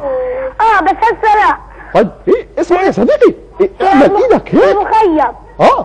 لما يجوا عندكم اضربهم بوكس. خلي يجوا بنظارة. إن شاء الله عشان نحرر فلسطين. إن شاء الله. صديقي. طيب على العموم يا روان، أنا بقول له يمسك حجر ولما يجي اليهود عنده يمسكوه وبوف. طبعا الجيران اليهوديين عندي يطبش عليهم. لو كانوا يهود يعني جيرانه أو صهاينة عادي. طيب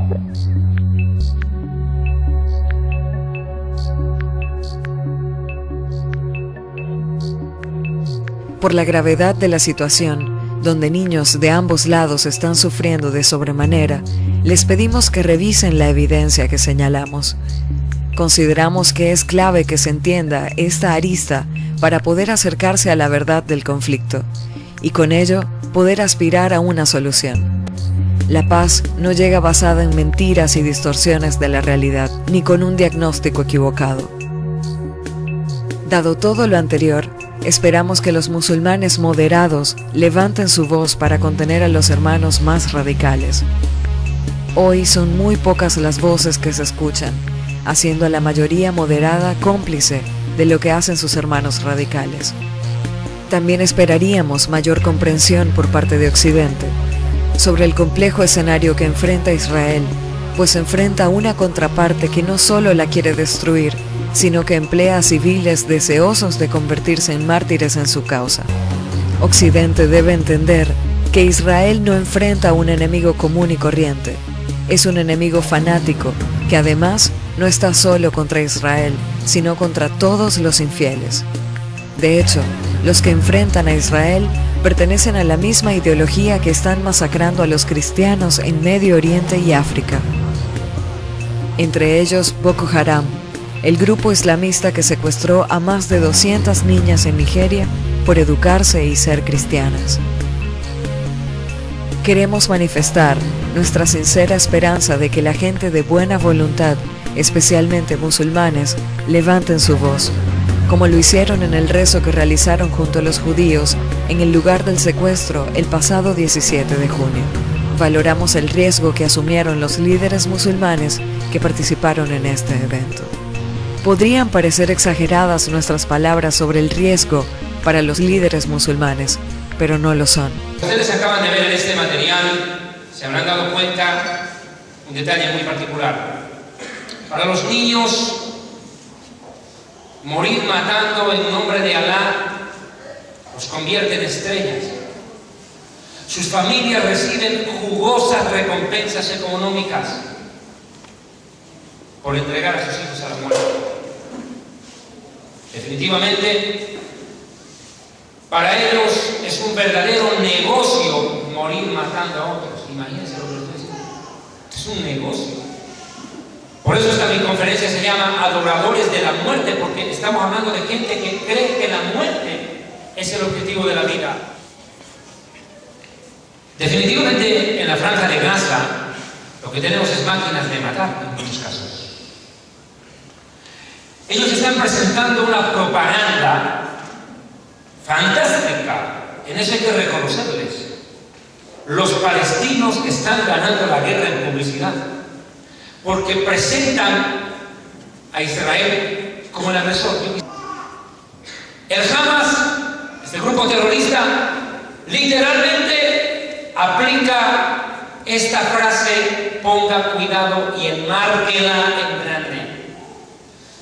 Frase bien sudamericana: tira la piedra, pero esconde la mano.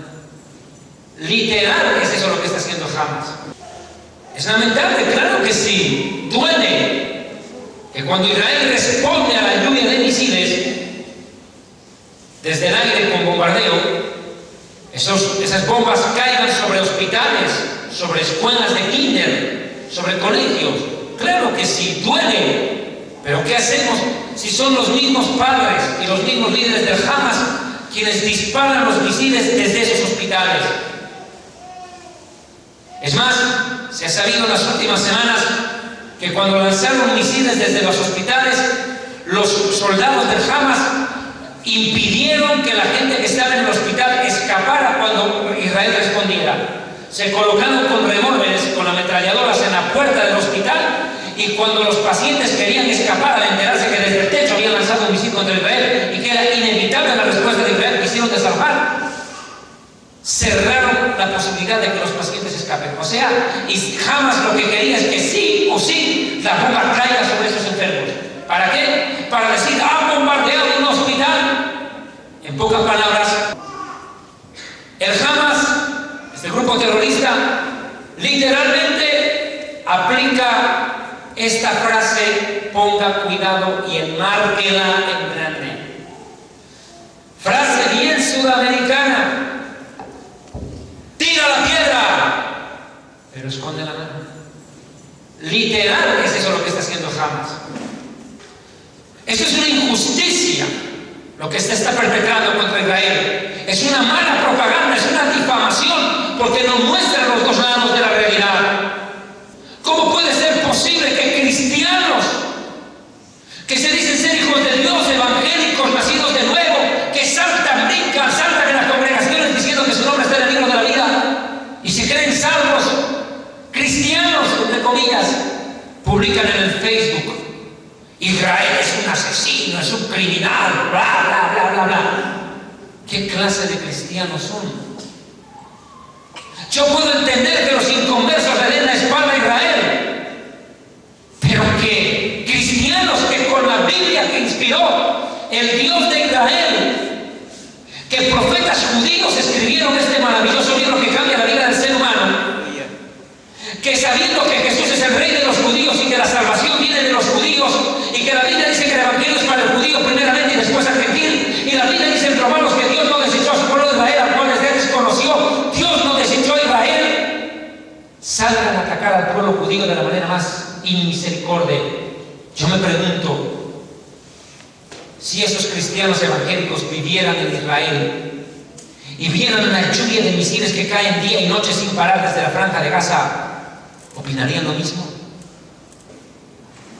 ¿Sabían ustedes que ahorita, en este mismo minuto, están matando a cantidades de evangélicos, misioneros y pastores? Los están matando como a perros en tierra musulmana.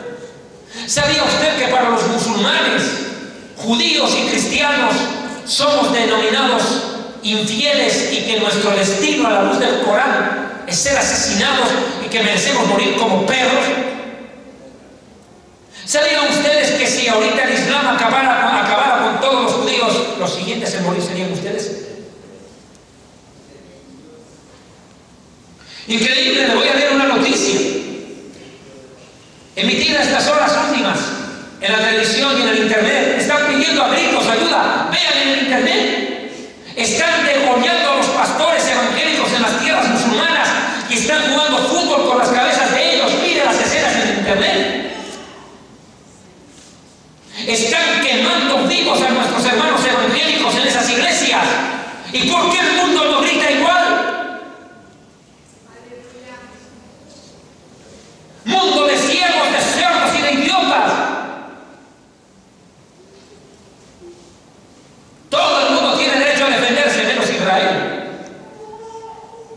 La Organización de Naciones Unidas, la ONU, saca resolución tras resolución en contra de Israel. Bien lo dije en muchas conferencias en Centroamérica y en Sudamérica.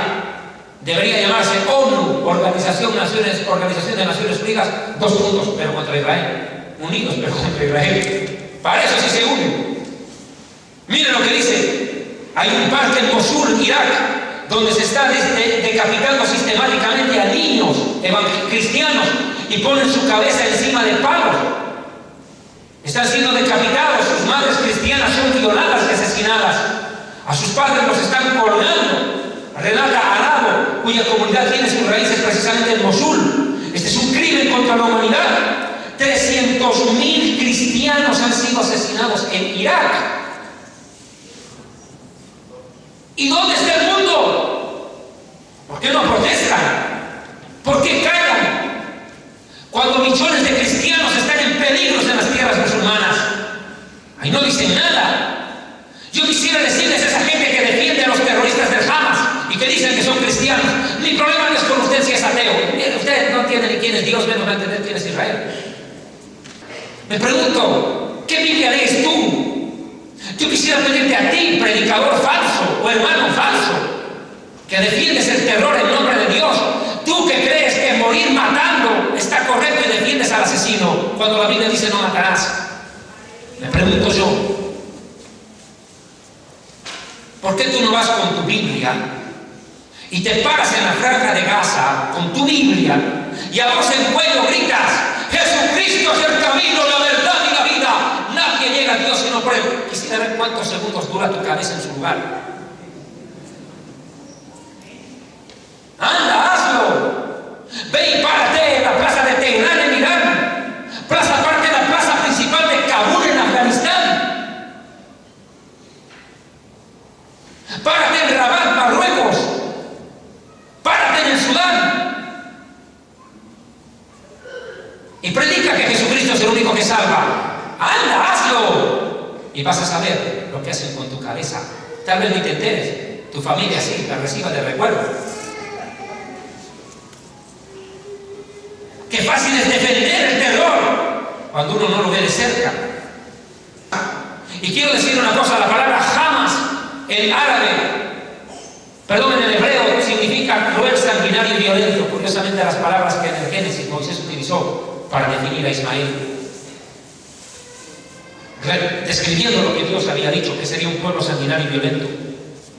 Qué difícil es hoy en día pararse a defender en un foro lo indefendible. Hoy en día está de moda defender, mejor dicho, hoy en día está de moda atacar a Israel. Está de moda. Cualquier persona que salga a la calle con una bandera palestina, la gente lo aplaude. Sal con una bandera de Israel y párate el 24 de septiembre en Santa Cruz y vas a ver cuántas papas te caen en la cabeza. Mejor dicho, aquí no hay papa, aquí hay yuca. Bueno, pues pongámonos un término intermedio, tomatazo limpio. Una señora judía llamada Sandra Ben Hillel escribe esto: oye tú, antisemita, antijudío, a ti que te gusta hablar pestes contra Israel, escucha esto. Te estoy hablando a ti, dice esta mujer. A ti también, que te consideras una persona de buena voluntad y que, horrorizado por las fotos que se publican de algunos niños muertos en Gaza, has condenado al pueblo judío día a día. ¿Cuándo vas a darte cuenta y despertar que nosotros, dice esta mujer israelí, somos solo un señuelo para desviar tu atención de lo que realmente pasa? Mientras el Islam fanático te llena la cabeza de propaganda antijudía, jugando con tu natural antisemitismo del cual no tenías idea, estás muy radicado en el fondo de ti mismo. Ellos hacen y deshacen en el mundo a su gusto y tú muy ocupado en condenar el militarismo, el capitalismo, el sionismo, el judaísmo y todos los ismos que se te ocurren. Ellos pueden hacer lo inconcebible sin que tú digas una sola palabra contra ellos. Seguramente eres cristiano, lo más probable es que sí. Sales a las calles a gritar, a defender el Islam fanático y extremista contra un monstruo, entre comillas, sionista, judío, israelí o lo que sea, pero no eres más que un juguete en manos de terroristas musulmanes y de otros de esas especies. Tú, con tu complejo de superioridad, sales a defender a los pobres terroristas musulmanes, aquellos que a ti te consideran menos que un perro. ¿Quién te dijo que los líderes del Hamas son pobrecitos y desvalidos? Niñitos, son millonarios. Sus sistemas de propaganda son uno de los mejores del mundo. Te muestran un montón de fotos y crees todo lo que ves, sin averiguar de dónde salieron las fotos y quiénes son las víctimas a las cuales tú defiendes tanto. Mientras tanto, ellos mismos están masacrando a miles de cristianos en el mundo musulmán y tú te callas. Ellos queman pueblos enteros de cristianos y tú no dices nada. Ellos lapidan a las mujeres en el mundo musulmán y tú no dices nada. Ellos raptan niñas cristianas y las violan, y a las que sobreviven las venden como esclavas o prostitutas y tú te callas. Ellos queman vivos y ahorcan a los homosexuales en el mundo islámico y no dices nada. Ellos azotan públicamente a toda persona que no ayuna durante el mes del Ramadán y tú no dices nada. Ellos están ordenando, escuche bien, la mutilación genital de las mujeres desde recién nacidas en Irak y tú no dices nada. Ellos decretan en el Islam que un hombre adulto se puede casar con una niña de 6 años de edad y disfrutarla sexualmente desde sus 9 en adelante y tú no dices nada. Ellos decretan y practican muchas otras barbaridades que por pudor personal no puedo seguir mencionando y tú no dices nada. ¿Has visto acaso que en Siria, acaso no has visto que en Siria se están comiendo el corazón de los cristianos cuando los matan frente a las cámaras de televisión y tú no dices nada? ¿Los has visto jugar acaso fútbol con la cabeza de los cristianos y tú callas? ¿Les has visto acaso cortar las manos de los niños pequeños por robar un pan? Sin embargo, tú no dices nada. ¿Has visto acaso, no has visto acaso enviar a sus hijos cargados con bombas para matar a sus enemigos y tú callas?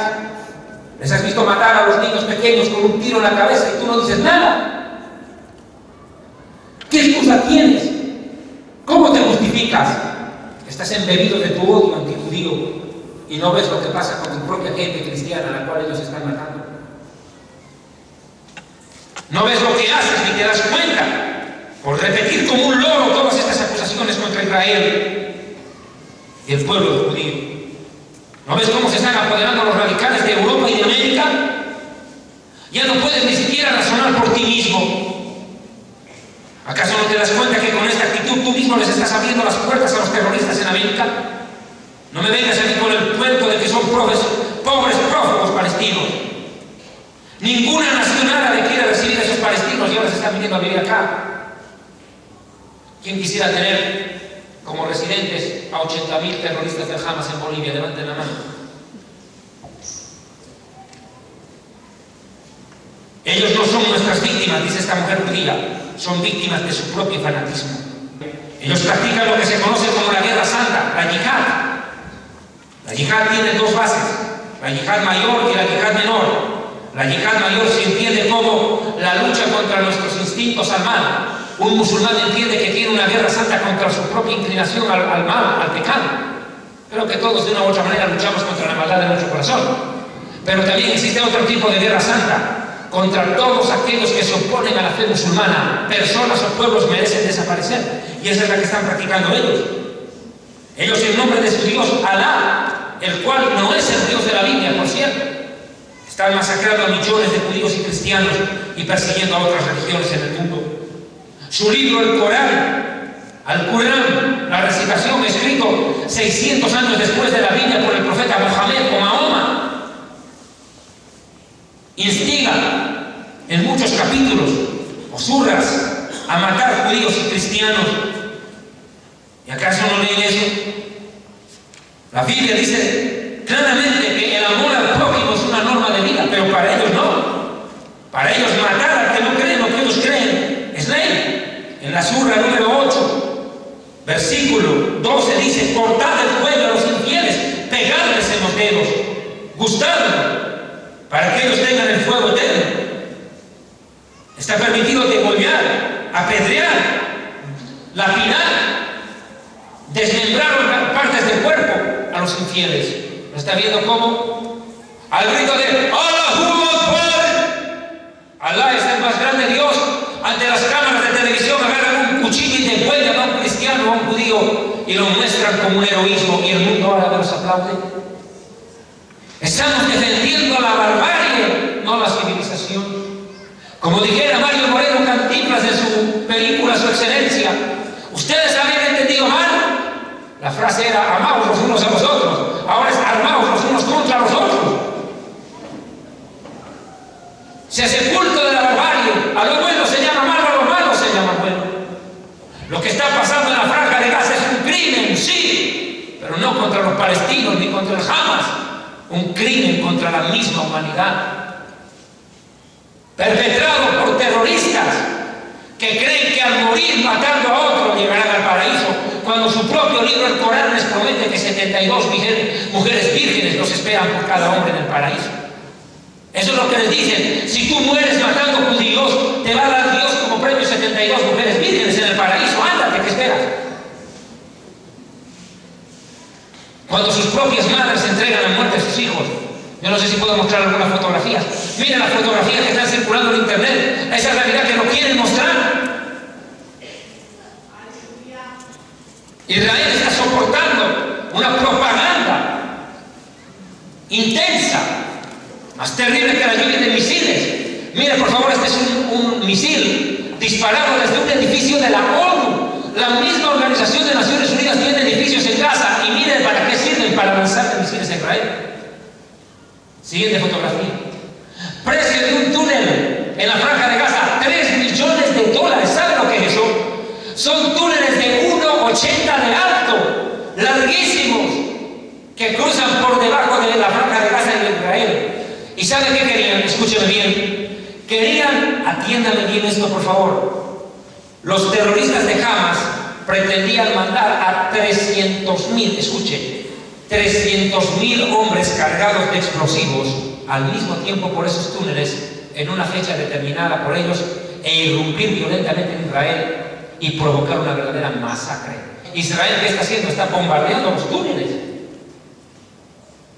Se están entrando como topos a Israel para provocar una masacre. Dígame, ¿acaso ese pueblo no tiene el derecho de defenderse?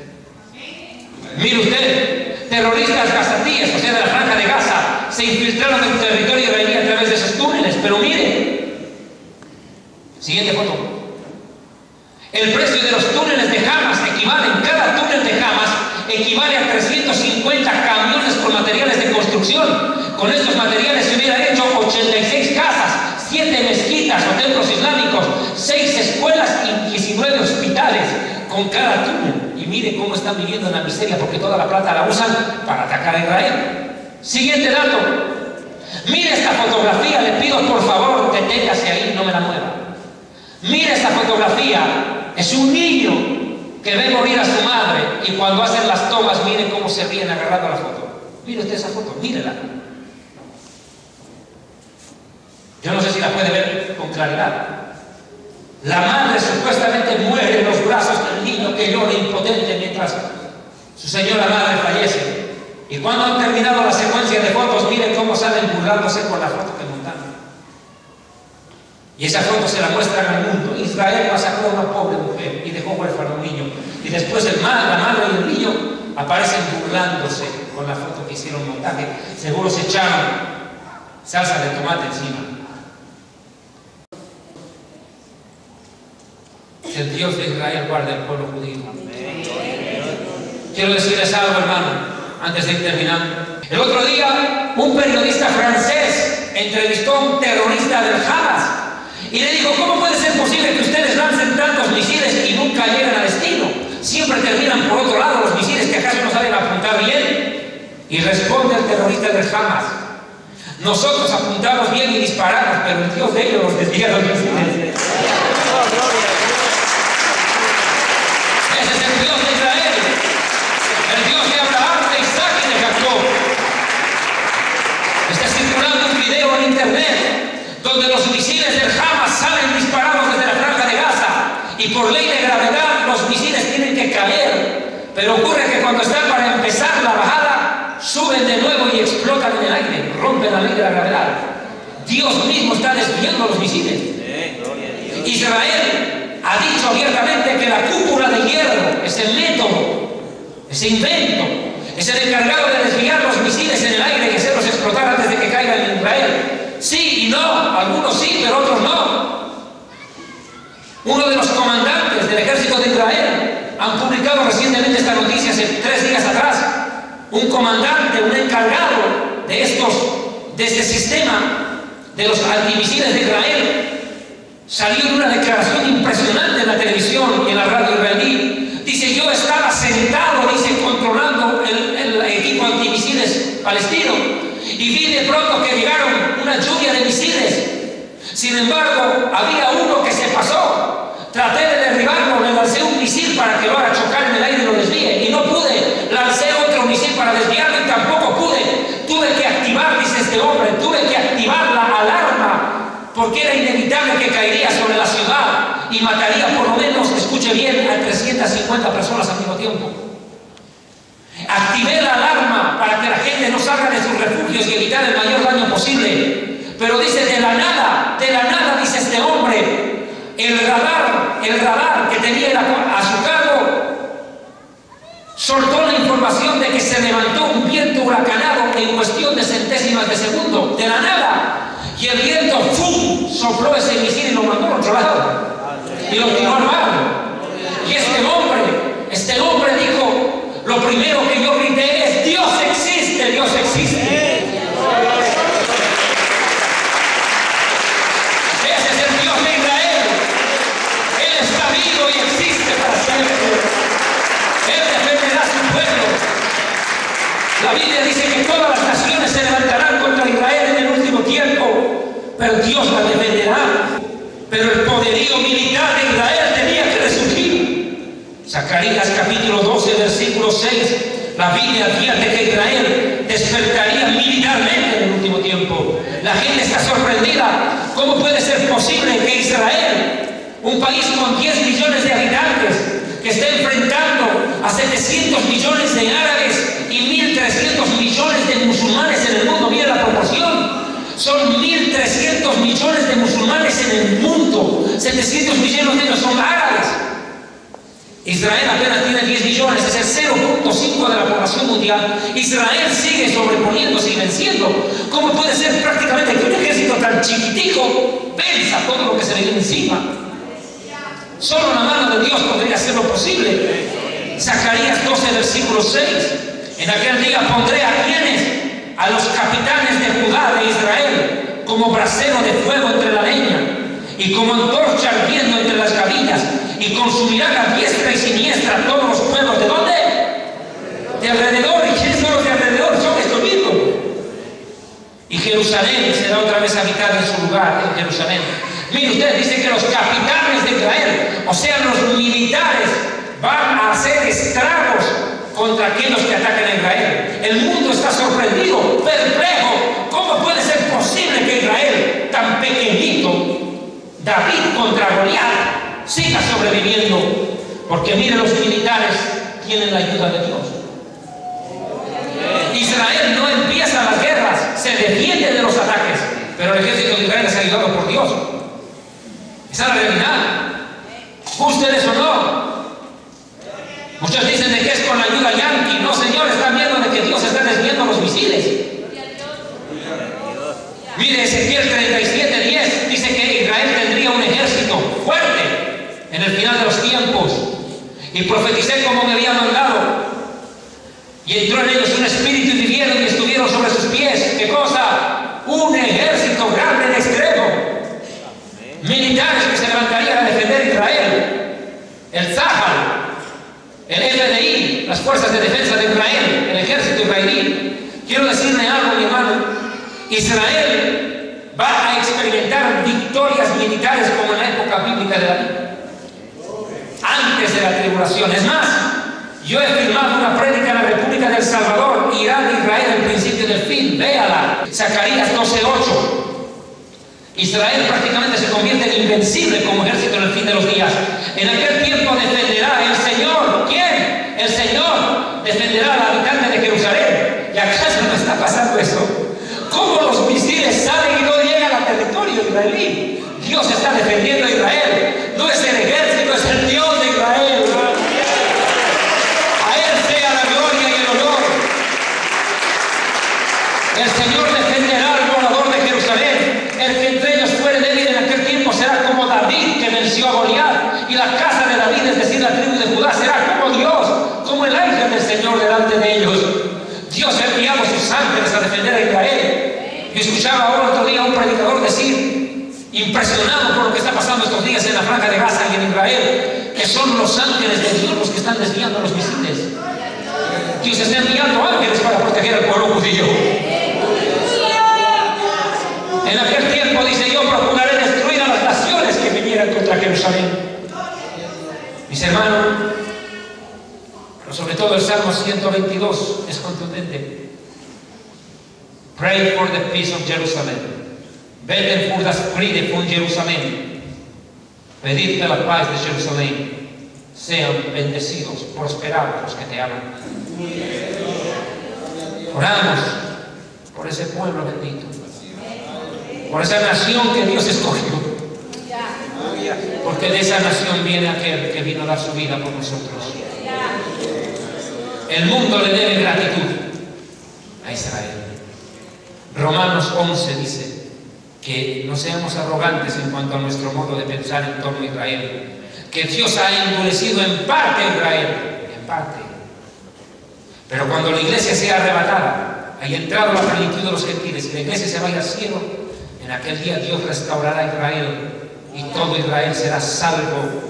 Lección Goel, y cuando venga el Redentor a Sion, restaurará a Israel. Israel no ha sido desechado, mi amigo. La Biblia dice, ¿acaso la madre se olvidará del hijo de su vientre? Aún así ella lo olvidará, y yo nunca me olvidaré de ti, dice el Señor a Israel. Aquí te tengo y nadie te arrebata de mi mano. Dios levantará a Israel, sí, pero Israel tendrá que entrar a la tribulación. Vienen años muy duros, conocidos por los profetas de Israel como el tiempo de la angustia de Jacob. Pero hay una cosa que el pueblo judío tiene que entender. Aunque todas las naciones del mundo se han levantado para condenar a Israel, hay un pueblo en la tierra que no le dio la espalda a Israel. Es el pueblo evangélico, el pueblo que ama la sana doctrina, ese que lee la Biblia y que tiene el Espíritu Santo. Ese pueblo que se ha levantado a defender a Israel, no por filosofía, no por ideología, ni por interés político o económico, sino por el Espíritu Santo de Dios. Porque el Espíritu Santo...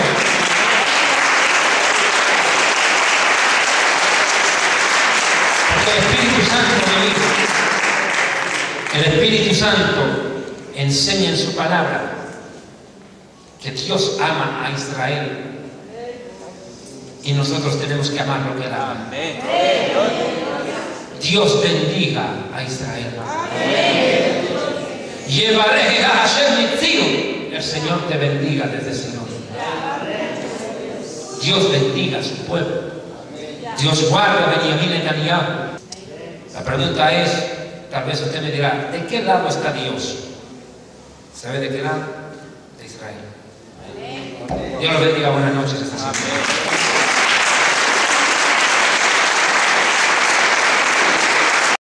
Fundador del Ministerio Evangelístico Internacional Kedushá, Santidad, presenta Jerusalén y la Tierra Prometida, el plan de Dios para Israel y el fin de los tiempos en Historia del Futuro.